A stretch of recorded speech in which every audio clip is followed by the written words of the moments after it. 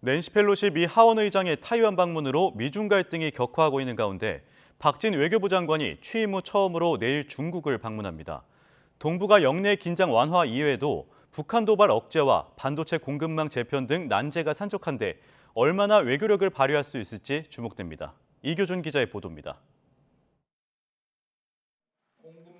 박진 외교부 장관은 오는 9일 중국 산둥성 칭다오에서 왕이 외교부장과 회담을 엽니다.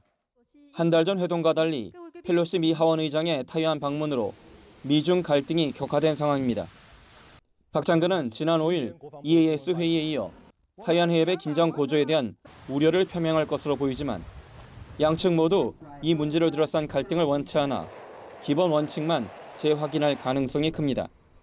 중국은 타이완을 놓고 미국과 전략적 경쟁을 하기도 버거운데 주변 국가들과도 타이완 문제로 해서 갈등을 높이는 것은 전선을 확대하는 것이기 때문에 반면 미국이 주도하는 이른바 치포 동맹 반도체 공급망 대화를 둘러싼 양측 조율은 만만치 않아 보입니다. 정부는 중국 배제가 아니라고 거듭 강조하지만 중국 측은 경계심을 늦추지 않고 있기 때문입니다.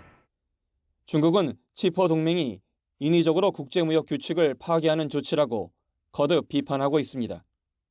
중국이 주한미군 사드 배치와 관련한 이른바 삼불 정책 유지를 요구할 경우도 문제입니다. 정부는 합의 사항이 아니고 안보 주권에 대해선 상호 존중해야 한다는 기존 입장을 고수할 것으로 보입니다. 북한 핵실험을 억제하기 위한 중국의 건설적 역할을 얼마나 이끌어낼 수 있느냐도 과제입니다. 지난 1차 회담에서 박 장관이 북한의 대화 복귀를 위한 중국의 역할을 당부했지만 무반응이었습니다. 이 밖에 한중 FTA 후속 협상과 문화 콘텐츠 교류 확대 등도 의제로 오를 수 있지만 중국 측이 전향적 입장을 보일지는 불투명합니다.